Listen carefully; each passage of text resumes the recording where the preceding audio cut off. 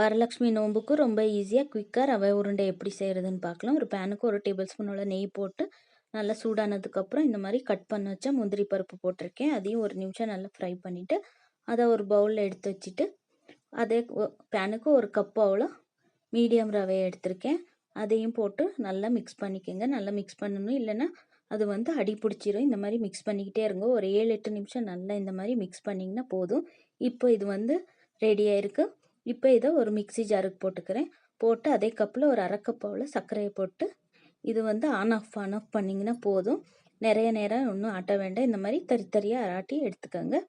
இப்போ அதே பேனுக்கு case of பண்ணிவிட்டு அது சூடாக இருக்கும்ல, அதுக்கு ஒரு 1/4 கப் அவ்வளோ ட்ரை கோகோனட் எடுத்துகிட்டு இந்த மாதிரி 1 நிமிஷம் சூடு பண்ணிக்கோங்க. ஒரு பவுலுக்கு இந்த அரைச்சி வச்ச ரவையை போட்டு ஒரு 1/4 டேபிள் ஸ்பூனோட ஏலக்கி பொடி போட்டுக்கிறேன்.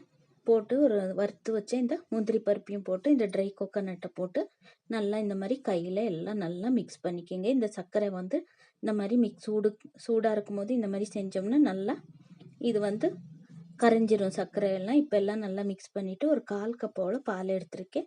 எடுத்துகிட்டு இப்போ வேணும் கொஞ்சம் கொஞ்சம் ஊற்றிக்கோங்க, எல்லாம் ஊற்றிடாதீங்க. இந்த மாதிரி கொஞ்சம் ஊற்றிட்டு எல்லாம் நல்லா மிக்ஸ் பண்ணிவிட்டு இந்த மாதிரி ரவுண்டாக உருண்டையை பிடிச்சிக்கோங்க.